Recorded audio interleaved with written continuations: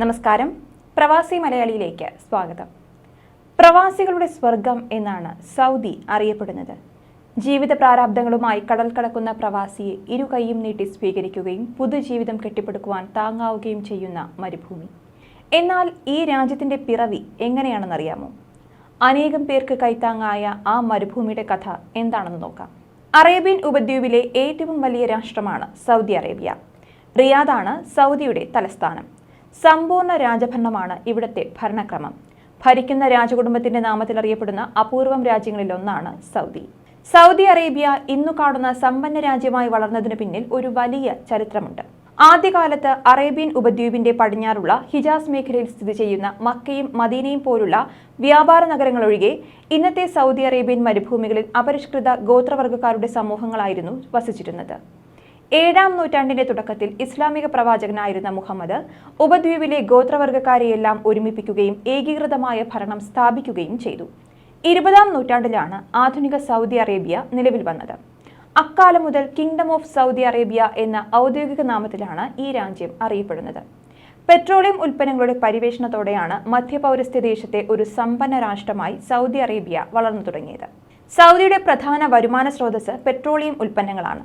ലോകത്തിൽ ഏറ്റവുമധികം എണ്ണ ഉൽപ്പാദിപ്പിക്കുന്ന രാഷ്ട്രമാണ് ഇന്ന് സൗദി അറേബ്യ. ദേശീയ ഉൽപ്പാദനത്തിന്റെ 95% എണ്ണയും കയറ്റുമതിയാണ് ചെയ്യുന്നത്. ദേശീയ വരുമാനത്തിന്റെ 70% എണ്ണ വിൽപ്പനയിലൂടെയാണ് ഖജനാവിലേക്ക് എത്തുന്നത്. സൗദി അറേബ്യയിൽ എണ്ണ ഏറ്റവും കൂടുതലായി ഖനനം ചെയ്യപ്പെടുന്നത് കിഴക്കൻ പ്രദേശങ്ങളിലാണ്. ഇവിടെയാണ് രാജ്യത്തിന്റെ അമൂല്യ സമ്പത്ത് കേന്ദ്രീകരിച്ചിരിക്കുന്നത്. 1938 എണ്ണ സ്രോതസ് കണ്ടുപിടിക്കുന്നതുവരെ സൗദി അറേബ്യ ലോകത്തിലെ ദരിദ്രമായ രാജ്യങ്ങളിൽ ഒന്നായിരുന്നു. പരിമിതമായ കാർഷിക വൃത്തിയും തീർത്ഥാടകരിൽ നിന്നുള്ള വരുമാനവുമായിരുന്നു പ്രധാന സാമ്പത്തിക സ്രോതസ്സുകൾ. എണ്ണപ്പാടങ്ങൾ കണ്ടെത്തിയതോടെ ആടുകളെ മേയിച്ചും ഒട്ടകങ്ങളെ വളർത്തിയും കടലിനെ ആശ്രയിച്ചും കഴിഞ്ഞിരുന്ന അറേബ്യൻ ജനത സമ്പത്തിന്റെ പര്യായമായി മാറുകയായിരുന്നു. അതോടെ സൗദ് രാജകുടുംബം സാവധാനം ലോക നേതാക്കൾക്കൊപ്പം സ്ഥാനം പിടിച്ചു. പെട്രോളിയത്തിന്റെ കണ്ടെത്തൽ മണൽ രാജ്യത്തെ വൻ സാമ്പത്തിക മുന്നേറ്റത്തിലേക്കാണ് നയിച്ചത്.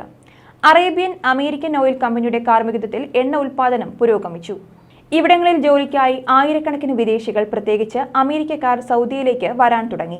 എണ്ണ മേഖലയിൽ അമേരിക്കയുമായുള്ള അടുത്ത ബന്ധം പിന്നീട് 1980 മുതൽ 1988 വരെ നീണ്ടുനിന്ന ഇറാൻ-ഇറാഖ് യുദ്ധത്തിൽ സൗദി അറേബ്യയിൽ അമേരിക്കൻ സേനയ്ക്ക് സൈനിക ക്യാമ്പ് അനുവദിക്കുന്നതിലേക്ക് വരെ കാര്യങ്ങൾ എത്തിച്ചു.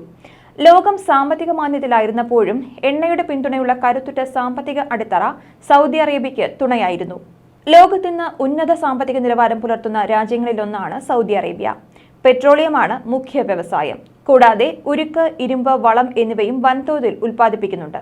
1938 സൗദി അറേബ്യയിൽ പെട്രോളിയം ഉൽപ്പന്നങ്ങൾ കണ്ടെത്തിയതെങ്കിലും പിന്നീട് ലോകമഹായുദ്ധത്തിനു ശേഷം പെട്രോളിയം ഉൽപ്പന്നങ്ങൾക്കുള്ള ആവശ്യം വർദ്ധിച്ചതോടെ സൗദി അറേബ്യയുടെ പ്രധാന വരുമാന മാർഗമായി ഇത് മാറി. അതുവരെ മക്ക, മദീന തീർത്ഥാടകരും ഈന്തപ്പഴ കൃഷിയും മത്സ്യബന്ധനവും ചുങ്കവും കരവുമൊക്കെ മാത്രമായിരുന്നു വരുമാന മാർഗങ്ങൾ. ഇന്ന് വൻകിട പദ്ധതികളിലൂടെ ലോകമെങ്ങുമുള്ള നിക്ഷേപകരുടെ പറുദീസയാണ് സൗദി അറേബ്യ.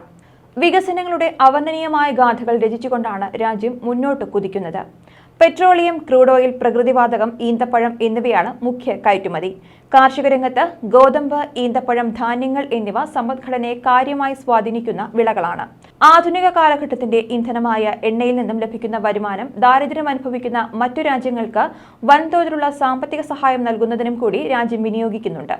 ഇപ്പോൾ ബജറ്റിന്റെ 75% വരുമാനവും കയറ്റുമതിയുടെ 90% പെട്രോളിയത്തിലൂടെയാണ് രാജ്യത്തിന് ലഭിക്കുന്നത്. 1973 ഓയിലിന്റെ വില വർദ്ധിച്ചതോടെ സൗദി അറേബ്യയിലേക്ക് ഒഴുകിയ പണം വളരെ ചുരുങ്ങിയ കാലം കൊണ്ട് രാജ്യത്തിന്റെ അതിവേഗതയിലുള്ളതും താരതമ്യമില്ലാത്തതുമായ വളർച്ചയ്ക്ക് കളമൊരുക്കുകയായിരുന്നു. സൗദി അറേബ്യയെ നവീകരിക്കുന്നതിന് 2 വർഷം കൊണ്ട് രൂപീകരിച്ച പദ്ധതിയുടെ ആദ്യഘട്ടത്തിലെ വരുമാനം 45 ബില്യൺ സൗദി റിയാലായിരുന്നു. രണ്ടാം പദ്ധതി ആയപ്പോഴേക്കും 480 ബില്യൺ റിയാലിലും കൂടുതലായി വർദ്ധിച്ചിരുന്നു. സൗദികളുടെ ഈ ഓയിൽ ബൂം പാശ്ചാത്യ കമ്പനികളെ വരെ അങ്ങോട്ടേക്ക് ആകർഷിച്ചു. പെട്ടെന്നുണ്ടായ ഈ വളർച്ചയെ താങ്ങാൻ വേണ്ട തൊഴിൽ ശക്തി ഇല്ലാതിരുന്ന സൗദികൾ വിദേശീയരെ ജോലിക്കായി എടുക്കുവാൻ നിർബന്ധിതരായി. ലോകത്ത് ഏറ്റവുമധികം എണ്ണ കയറ്റുമതി ചെയ്യുന്ന രാജ്യമായ സൗദി അറേബ്യയുടെ സാമ്പത്തിക അടിത്തറ എണ്ണ സമ്പത്താണ്. സൗദിയിൽ നിന്ന് പ്രതിദിനം 11.1 ദശലക്ഷം ബാരൽ എണ്ണയാണ് കയറ്റുമതി ചെയ്യുന്നത്. ഉൽപ്പാദിപ്പിക്കുന്ന എണ്ണയുടെ 25% രാജ്യത്ത് തന്നെയാണ് ഉപയോഗിക്കുന്നത്. വൈദ്യുതി ഉൽപ്പാദനത്തിനും വ്യവസായങ്ങൾക്കും കൂടുതലായി പെട്രോളിയം ഉൽപ്പന്നങ്ങളെയാണ് ആശ്രയിക്കുന്നത്. ഏറ്റവും കൂടുതൽ അസംസ്കൃത എണ്ണശേഖരവും ഉൽപ്പാദനവുമുള്ള ലോകത്തിലെ ഏറ്റവും വലിയ എണ്ണ കമ്പനി സൗദി അറേബ്യയുടെ ദേശീയ എണ്ണ കമ്പനിയായ സൗദി ആരാംകോയാണ്.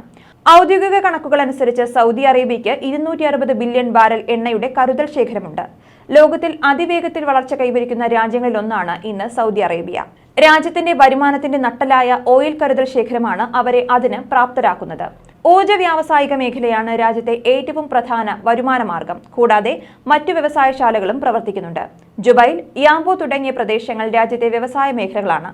വർഷത്തിൽ 2.92 ദശലക്ഷം ടൺ ഡുവൽ അമോണിയം ഫോസ്ഫേറ്റും 4,40,000 ടൺ അമോണിയവും അന്താരാഷ്ട്ര വിപണിയിലേക്ക് കയറ്റുമതി ചെയ്യുന്ന ലോകത്തിലെ ഏറ്റവും വലിയ ഫോസ്ഫേറ്റ് നിർമ്മാണ കമ്പനി സൗദി അറേബ്യയിലാണ് സ്ഥിതി ചെയ്യുന്നത്. 1988 സൗദി അറേബ്യ 4 ദശലക്ഷം ഔൺസ് സ്വർണം ഖനനം ചെയ്തെടുക്കുകയുണ്ടായി. പ്രതിവർഷം 4 ദശലക്ഷം മെട്രിക് ടൺ ബോക്സൈറ്റ് ആണ് സൗദിയിലെ ആൽബൈത്ത എന്ന ഖനിയിൽ നിന്നും ഖനനം ചെയ്യുന്നത്. 2012 അറേബ്യൻ ബിസിനസ് മാഗസിൻ നടത്തിയ പഠന റിപ്പോർട്ടിൽ ഗൾഫ് മേഖലയിൽ ഏറ്റവും വലിയ സമ്പന്ന രാജ്യമായി സൗദി അറേബ്യയാണ് 1ാം സ്ഥാനത്തെത്തിയത്. അറബ് മേഖലയിലെ 50 സമ്പന്നരിൽ 23 പേരും സൗദി സ്വദേശികളാണ്. 142.13 ദശലക്ഷം അമേരിക്കൻ ഡോളറിന്റെ സമ്പാദ്യം ഈ 23 പേർക്കുമായി ഉണ്ട്. ഫോബ്സ് മാഗസിൻ പട്ടികയിൽ അറബ് ലോകത്തെ ഏറ്റവും സമ്പന്നനെന്ന പദവി നിരവധി തവണ നേടിയ വ്യക്തിയാണ് സൗദി അറേബ്യയിലെ അൽ വലീദ് ബിൻ തലാൽ രാജകുമാരൻ. ന്യൂസ് ഡെസ്ക് പ്രവാസി മലയാളി.